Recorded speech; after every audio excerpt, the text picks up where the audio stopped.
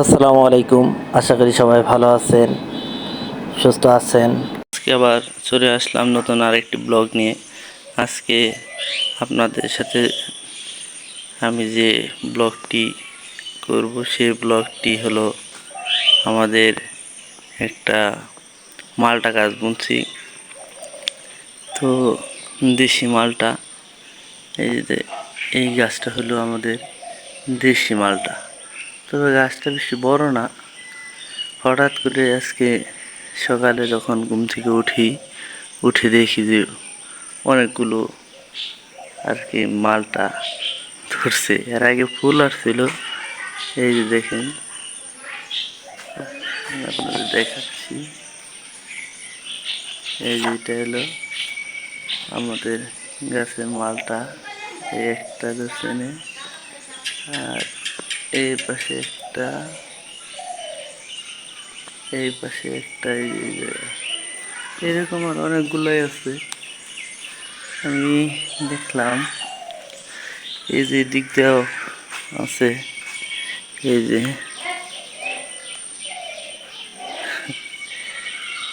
বেশ অনেকগুলাই আসছে। এদিক দিয়ে আছে, এই পাশে আছে,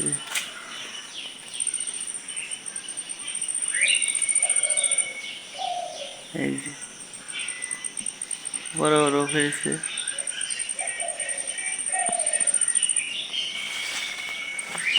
অনেকগুলো আসছে, ওই ভিতরে আছে, এই যে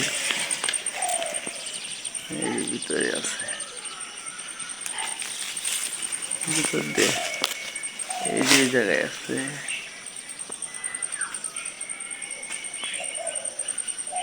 আসলে মালটা ছায়াযুক্ত জায়গায় না বোনাটাই ভালো।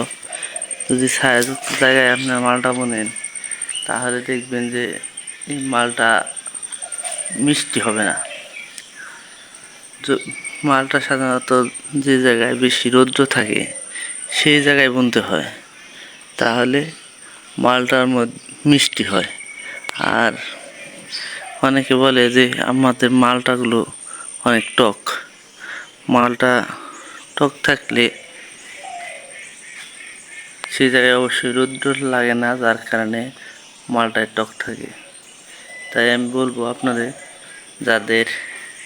যারা মালটা বুনবেন তারা অবশ্যই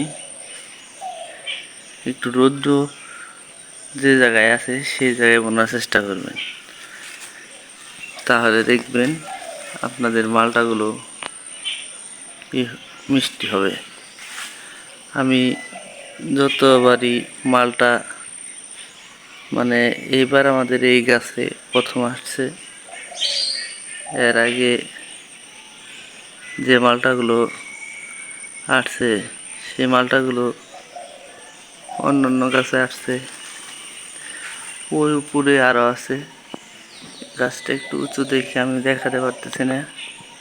উপরে আরও আছে অনেক। গাছটার সাইজ বেশি বড় না, মাত্র 2-2.5 বছর হবে সাধারণত এই গাছটা বোনা হয়েছে। এই যে দেখেন, নিচে থেকে বেশি বড় হয় নাই, 2-2.5 বছর হবে সম্ভবত।